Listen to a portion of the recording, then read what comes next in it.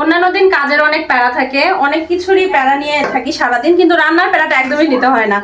আম্মু রান্না করে আর আমি এসে এসে খালি খাই আর কি। তো আজকে ছুটির দিন, পরিবারের জন্য অন্যদিন কোনো কিছু রান্না করতে চাইলেও একদমই রান্না করতে পারি না, তাই ছুটির দিনে ভাবলাম একটু রান্না করি। আম্মু রান্না করতো, কিন্তু আমি একটু ট্রাই করতেছি রান্না করার। আর অনেকদিন পরে রান্না করতে যে কোথাও কোনো কিছু খুঁজে পাই না, আম্মু খুঁজে খুঁজে দেয়, সব কিছুই আম্মু করে, আম্মুর সাথে থাকে।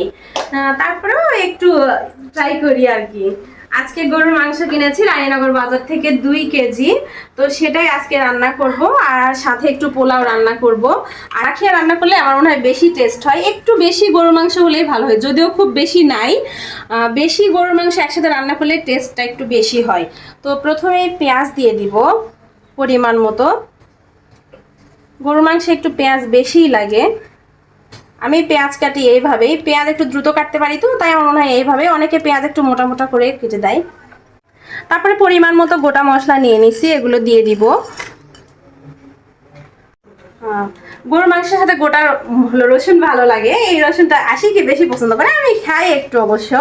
আমি সব কিছুই একটু একটু খাই, খুব বেশি খাই না। আর আমার মনে হয় যে এই যে শুকনা মরিচগুলো দিলে একটু ভালো লাগে। আর আমি শুকনা মরিচগুলো একটু কেটে নিয়ে একটু ভিজিয়ে রাখি।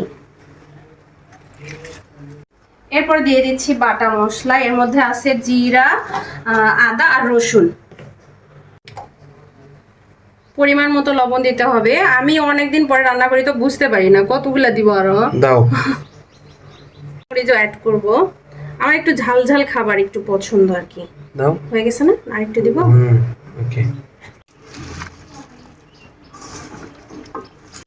মাখানো শেষ, এবার কষিয়ে নিব, তারপরে আপনাদেরকে দেখাবো কেমন লাগছে। তোমাকে ওখানে জিজ্ঞেস করবো, বাবু তুমি কার সাথে থাকতে চাও? তোমাকে